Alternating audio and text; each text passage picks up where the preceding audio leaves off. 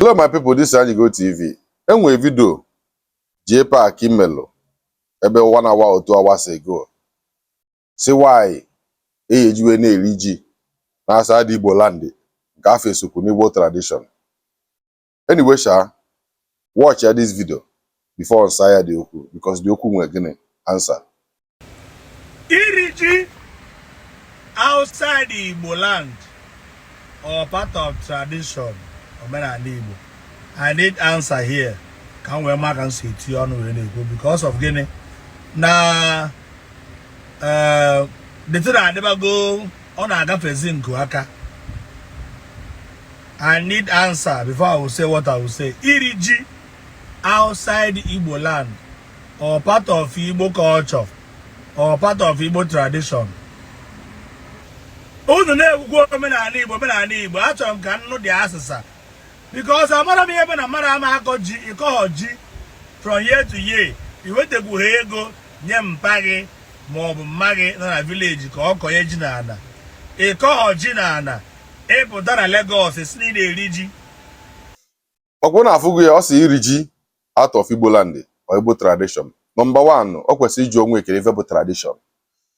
Oje gụgụrụ tradition na Oxford Dictionary ma ebe ọbụla ị ga-afụ feminine tradition or ife ndị na-eme for generation to generation. O nwere ebe ede n'onwe ebe a na-eme iche. So JPAC ana m asị gị na iri ji na out of outside Igbo land ọ bụrụ a crime, ọ bụrụ abomination.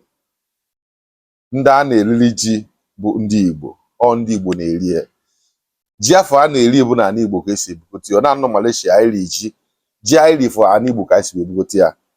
Ọjị nzu na-edo for an Igbo ka esi ebupụta ya. Ọ bụrụ ji ndị ọcha ka anyị rie.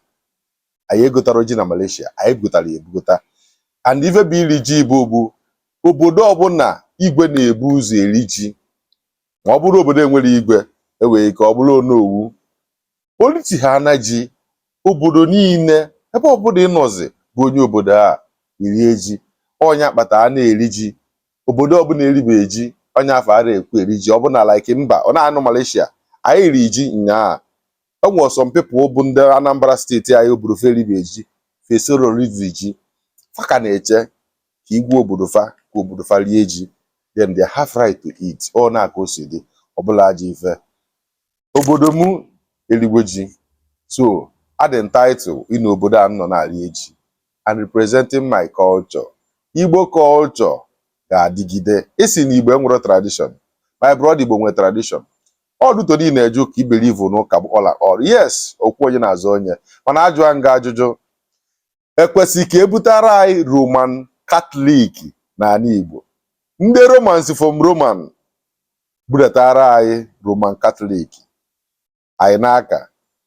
Church of England isi England budatara anyị Anglican anaka. Ifrọkwa nke akwụ okwu ọbụla ji ife.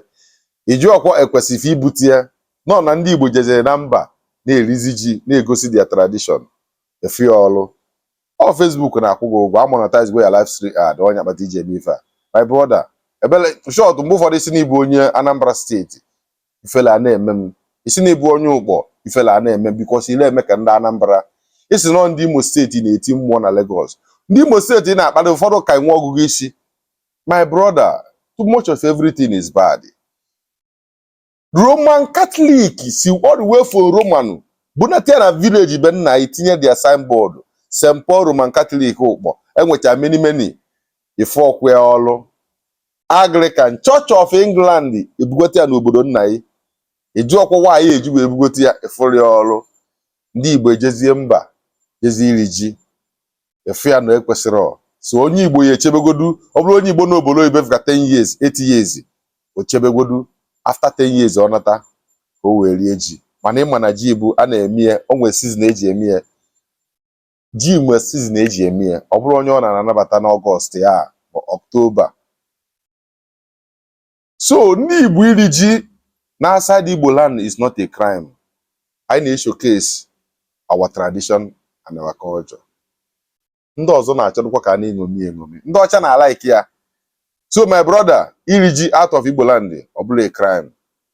Ọ bụrụ a crime, jụọ ndị ọcha bunata Roman bunatala ya ụka, ọ crime ka ọ bụ. ịkpọ iri ji no crime na Asadi ịmakwa na ya asị na iburu Roman Catholic bunatala anyị na ala Igbo bụkwa crime. Aha na mana eziokwu. So my brother, iri ji bụ ife na-egosi festival eji malụ ndị Igbo. Festival can be celebrate ebe ọbụla unu nwere mgbakọ ọnụ. Ife na-eme bụ ndị Igbo. Ife na-eme bụ ndị Igbo. Enwere somethings ikwucha nke afọ m ekwu okwu na ya ka echere mgbe mbọsị ọzọ. Mana gbasara iri ji anyị kwuru na my brother, iri ji out of Igbo land ọbụla ji ife. Onwesịkwa ndị na-eme n'ụzọ adịrọ mma nke agbasa alụfa. Mana nke anyị ma mmagodu m na-eso eme ihe anyị nọ na Malay, anyị na-eme ọfụma. We are doing it well. And Chukwu na ndị ana na-anala otito. Ana Igbo ga na-agọzi anyị wee ruo echi. So ọ bụrụ na ị like ya na ị na-afịa as a bad something, mebe godu nke bụ ezigbo, megodu chọọ ọzọ mebe. My brother, share this video ka olu JPAC. Ọ bụrụ na ekwe tag JPAC, si ana m si na ọbụla ji ife iri ji na out of Igbo land ọbụla ji ife. Enwere m ọjị be m, enwere m edo, enwere m nzu.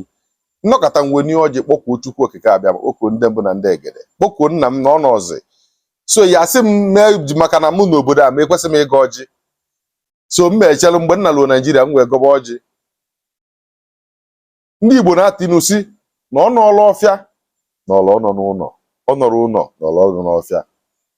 Ndị nọ n'ụlọ nọrụgwo mee bụ ndị igwe bụ ndị na-anọchi obodo fawacha ji. Anyị nwa bụ ndị na-outside eme gịnị ọsala ọkụ. So my brother, ebe ọbụla bụ onye Igbo ifo onwe gị, ndị Igbo na-eri ji ji erie ji n'omenala ụnụ ise Igbo tradition.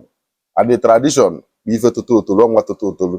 Ekene m unu, aka m bụ Anyigo TV, Ayadere. Abeg share this video ka ọ dị important. Ọ dị important, share this video. I love you all.